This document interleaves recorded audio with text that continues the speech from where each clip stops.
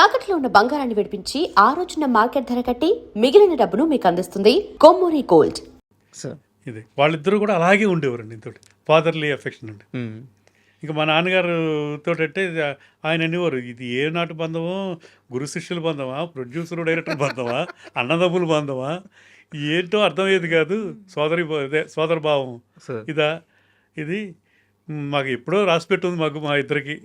ఇది ఏ నాటి బంధమో ఇది అనేవారండి ఇప్పుడు. అండ్ విశ్వనాథ్ గారి సినిమాలు చాలా వరకు చూసుకుంటే సార్, ఆయన చంద్రమోహన్ గారికి చాలా ఎక్కువ పెట్టేసేవారు. చంద్రమోహన్ అంటే ఆయనకి విపరీతమైన ప్రేమ అని చెప్పి చెప్తారు అనమాట. అది అండ్ నటన అంటే ఆయన సబ్జెక్ట్స్ కూడా ఆయనకి బాగా ఇది ఉండేది. వాళ్ళిద్దరూ కూడా బాగా సింక్ అయ్యారండి బాగా. సార్ ఇప్పుడు మా మా సినిమా సిరిసిరిమువ్వ అద్భుతంగా చేశాడండి ఆయన. అది టేప్ నేర్చేసుకున్నాడు ఆయన దానికోసం టేపు. ఎందుకంటే విశ్వనాథ్ గారు సినిమాలు ఇదంటే, ఎందుకంటే ఆయన చేసేస్తూ ఉంటాడు విశ్వనాథ్ గారు ఏదో ఒకటి. సో అది నేర్చేసుకుని అలాగా క్యారెక్టర్ కోసం వాళ్ళే ఇప్పుడు స్వాతిముత్యం, ఇప్పుడు విశ్వనాథ్ చంద్రమోహన్ గారికి ఆ సినిమా ఎంతో పేరు వచ్చింది. మొత్తం టేప్ ఏంటి ఇది అసలు నటనగా ఇదని. అలాగే సాగర్ సంగమం టైంలో ఓల్డ్ గెటప్కి కమలాసన్ గారితో మాట్లాడుతున్నప్పుడు చెప్పులు ఇవన్నీ కూడా పాతగా ఉండాలి ఇదని. ఆయనే ఎవరు కమలాసన్ గారు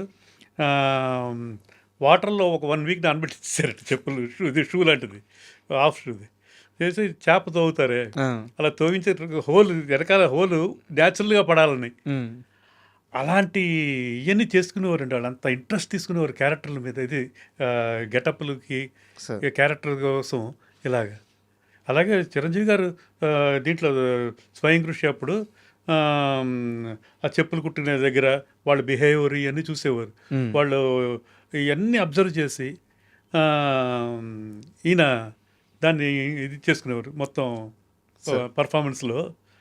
ఇది అబ్బో చాలా విశ్వనాథ్ గారు సినిమాల్లోనే అంటే మేము దగ్గర నుండి చూసాం కాబట్టి ఇవన్నీ నేను చెప్పగలుగుతున్నామండి. ఇవన్నీ ఏంటి మ్యూజిక్ దగ్గర లిరిక్స్ రాసినప్పుడు సిరివెన్నెల సీతారామ శాస్త్రి గారు, ఆయన సిరివెన్నెల సినిమా ఫస్ట్ సినిమా మా ఆఫీస్లోనే మొత్తం అన్ని పాటలు రాశారు.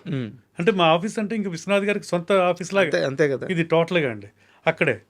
బట్ ఆయన సినిమా అప్పుడే మాది ఇది స్వాతిముత్యం ఎండింగ్లో ఉంది. అక్కడ ఎండింగ్లో ఒక సాంగ్ పెడదాం అనుకున్నారు ఈయన. వటపత్ర సాయికి కొంచెం సాడ్ వెర్షన్ చిన్నది. ఓకే, అది అండ్ ఎండింగ్లో అది వేటూరు గారు, ఇది మన సీతారామ శాస్త్రి గారు రాశారు. అది ఓకే బిట్ ఆయనతో రాయించాం. రాయిస్తే అదే ఫస్ట్ సినిమా అయింది, యాక్చువల్గా రిలీజ్ అయింది. బట్ సిరివెన్నెల అనేది ఫుల్ అన్ని పాటలు ఆయన ఇది రిలీజ్ అయిన సినిమా ఇది అయింది, సిరివెన్నెల సీతారామ శాస్త్రి గారు. అలాగే జంధ్యాల గారు, ఇది వీళ్ళందరూ ఒక విశ్వనాథ్ గారిని ఒక గురువుగారిలాగా చూసేవారండి అందరూ. గురువుగారు ఒక దేవుడు అలాగే. ఇప్పుడు మీరు జంధ్యాల గారి ప్రస్తావన తెచ్చారు కాబట్టి నాకు జంధ్యాల గారి కెరీర్ మొత్తం చూస్తే ఒక్క విశ్వనాథ్ గారి దగ్గరికి వచ్చేలేక చాలా కన్ఫ్యూజన్ వచ్చేస్తుంది. ఎందుకంటే ఆయన విపరీతమైన కామెడీ రాస్తారు, అవునండి, విపరీతమైన కామెడీ తీస్తారు,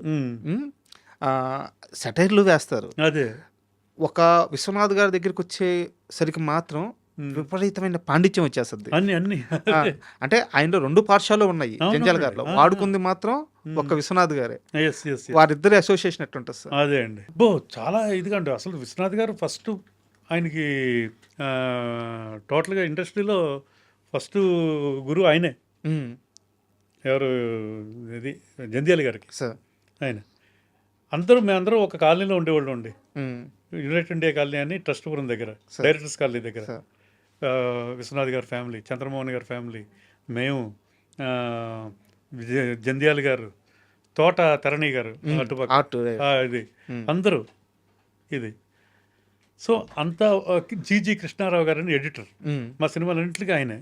అప్పుడు ఆయన అందరూ అక్కడి నుంచే ఎవరికాళ్ళు మళ్ళీ ఇల్లులు కట్టుకుని ఇవన్నీ మేము అలాగే అప్పుడు అంతే రెంటెడ్ హౌస్. జంధ్యాల గారు రెంటెడ్ హౌస్, కృష్ణారావు గారు రెంటెడ్ హౌస్, విశ్వనాథ్ గారికి చంద్రమోహన్ గారికి ఓన్ హౌస్లు అక్కడ ఉండేవి పెద్దవి. ఇది మేమందరం అలాగే అక్కడి నుంచి బయటికి వెళ్ళి మళ్ళీ ఇల్లు కట్టుకుని ఎప్పుడు వెళ్ళినా అందరూ ఒక ఫ్యామిలీ లాగా ఉండేవాళ్ళం అండి. సార్ ఒక సీరియస్ క్వశ్చన్ ఉంది, అడగచ్చు? చాలా సీరియస్ క్వశ్చనే, చూద్దాం అడగండి.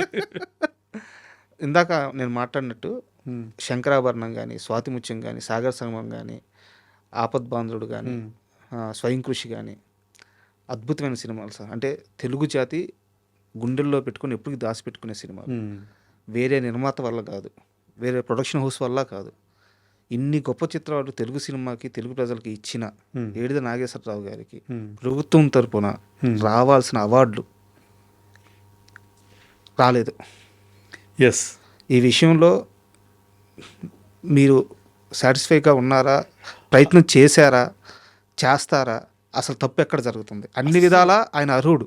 అవునండి, అస్సలు సాటిస్ఫాక్షన్గా లేవుంది ఎవరు కూడా. ఎందుకంటే అప్పుడు మన ఆంధ్ర గవర్నమెంట్ దీంట్లో ఇది రఘుపతి వెంకయ్య అవార్డు సార్ వచ్చేసిందని ఆల్మోస్ట్ ఆల్ బయట ఇది మొత్తం అన్ని తీసుకెళ్ళిపోయారు. ఇదంతా లాస్ట్ మినిట్లో ప్లే చేసి ఇంకొక వ్యక్తికి ఇచ్చారండి.